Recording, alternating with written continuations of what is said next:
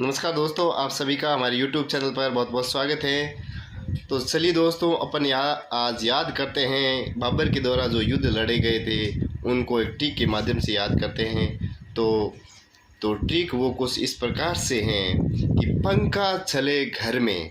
तो ये ट्रिक का एक्सप्लेनेशन कुछ इस प्रकार से है कि पंखा प से हो जाएगा पानीपत का युद्ध, खा से हो जाएगा खानवा का युद्ध, च से हो जाएगा चंदेरी का युद्ध, और घर से हो जाएगा घाघरा का युद्ध।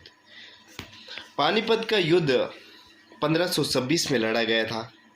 ये युद्ध इब्राहिम लोदी और बाबर के बीच में लड़ा गया था।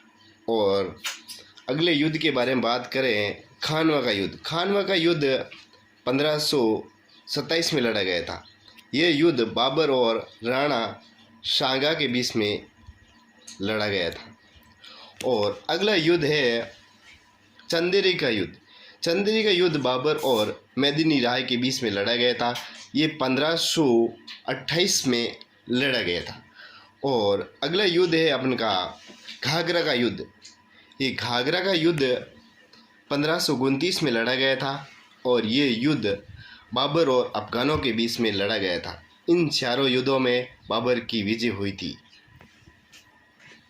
पानीपत का युद्ध जो बाबर ने लड़ा था, उसमें बाबर ने एक युद्ध नीति उपयोग में ली थी। उसका नाम था तुगलमा। और उसमें क्या इस प्रकार से कुछ तोपें वगैरह यूज़ होती थी। और इसमें मतलब जो जीत हुई थी, इसकी वजह ये थी कि उसमें दो तीरंदाज थे बाबर के। उनका नाम था उस्ताद अली और मुस्तफ़ा। तो चलिए दोस्तों, कुछ बाबर के बारे में जानते हैं। बाबर है जो कि मुग़ल वंश का संस्थापक था। और बाबर का जन्म फरवरी 1483 में हुआ था।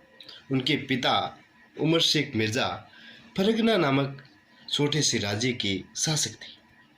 और आपको बता देते हैं कि 1507 में बाबर ने बादशाह की उपाधि धारण की थी। और उनके 4 पुत्र थे। उनका नाम था हुमायूं, कामरान, अस्करी और हिंदाल। बाबर को अपनी उदारता के कारण उन्हें कलंदर की उपाधि दी गई थी। और खानवा के युद्ध में विजय होने के बाद में बाबर ने गाजी की उपाधि धारण की थी। बाबर ने अपनी आत्मकथा बाबरनामा लिखी थी, जिसका फारसी में अनुवाद अब्दुल रहीम खाने खाना ने किया था।